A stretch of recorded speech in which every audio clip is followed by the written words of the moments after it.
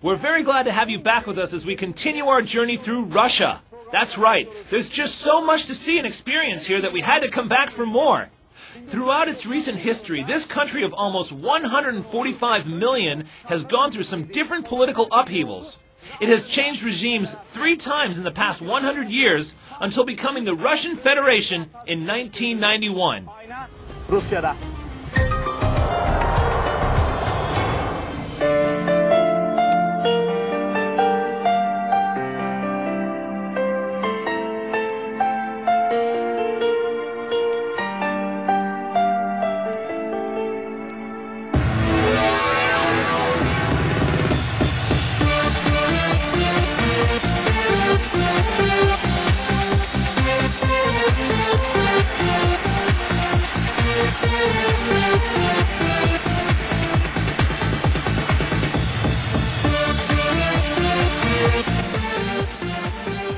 We're leaving the city of St. Petersburg behind us and heading towards Moscow.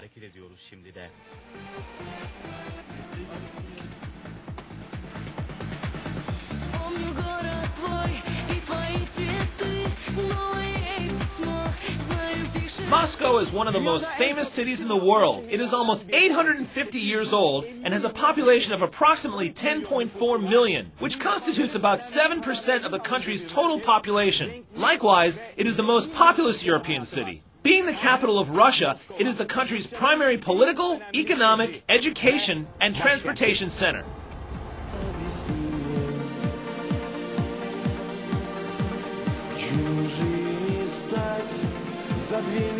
Moscow is situated on the banks of the Moskva River, which flows for just over 500 kilometers through western Russia, in the center of the East European plain. The city is named after the river, but the origin of the name itself is still up for debate. Some theorize the name comes from the ancient Finnic language, meaning dark and turbid.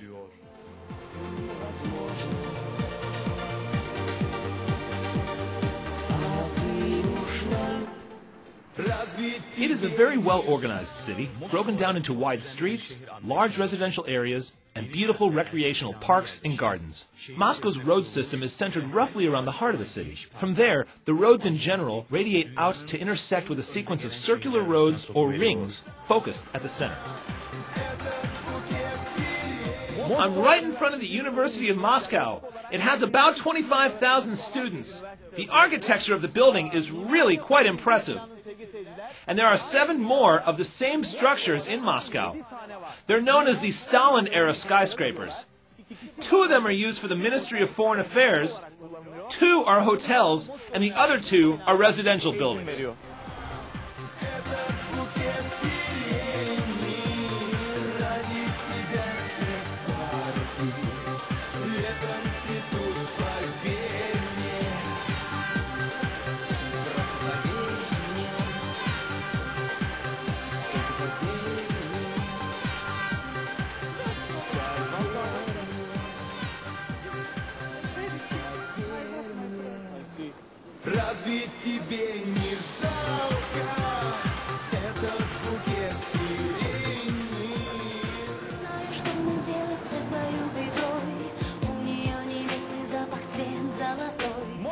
When you think about Moscow, one of the first symbols that comes to mind is St. Basil's Cathedral. The cathedral was commissioned by Tsar Ivan IV and built between 1555 and 1561. The cathedral is traditionally perceived as a symbol of the unique position of Russia between Europe and Asia. Legend has it that Ivan IV was so impressed with the structure that he had his architects blinded, so that they could never design anything as beautiful again.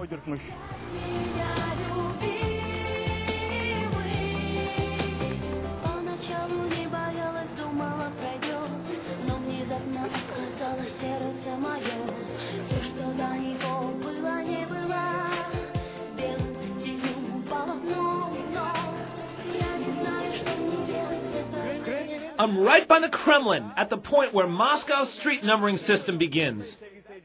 You could say that all roads in Moscow lead to this point. This is also the place where people come and make wishes. As you see, there are many coins in this fountain.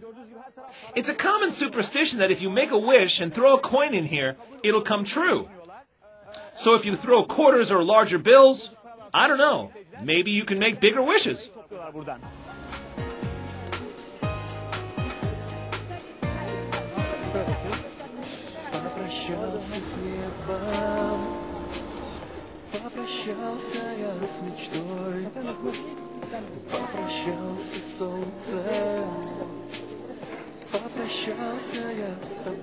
My name is Vasily. Vasily? Please from Monastery Church. Here I met a gentleman who is volunteering for a church. He's asking for donations for his church here and is trying to raise money for the needs of his church. It's a nice box. I hope it can attract people's attention.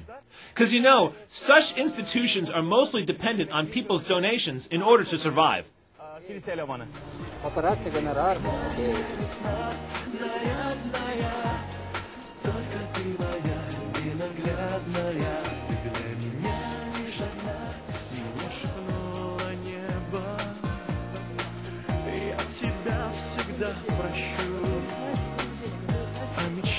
Behind me, you can see Moscow's Kremlin.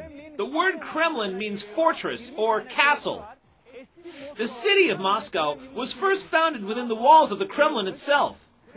Some of the most important political decisions of the 20th century have been made right here.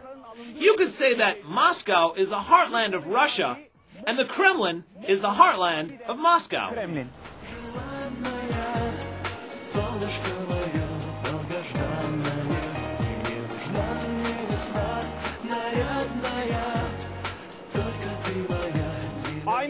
Now we're turning our mirror to Red Square.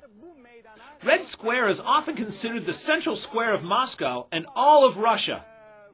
The name Red Square derives not from the color of the bricks around it, nor from the link between the color red and communism. Rather, the name came about because of the Russian word Krasnaya, which can mean either red or beautiful.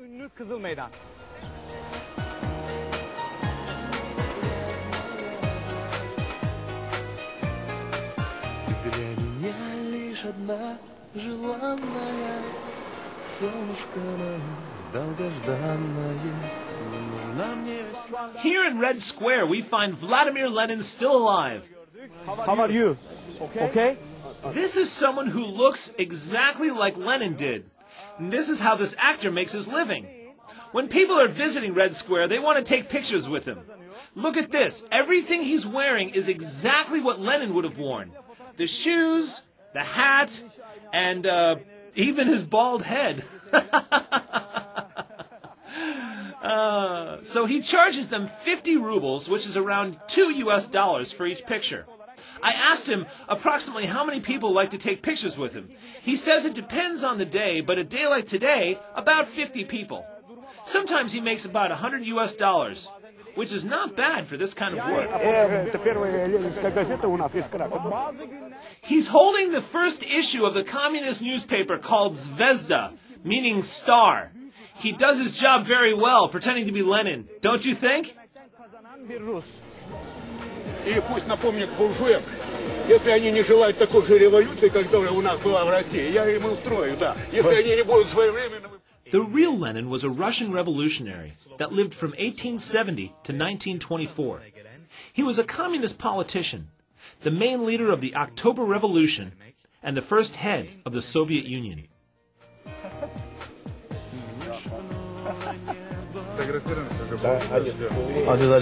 Sometimes famous people in Russia come and take pictures with him.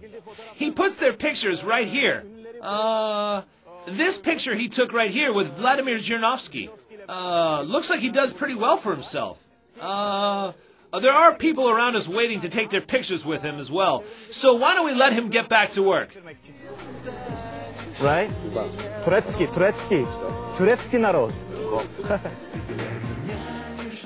Since we took pictures with him and captured him with our camera, we're paying him 100 rubles, which is about $4. Нет, это мы экспроприацией занимаемся у иностранцев.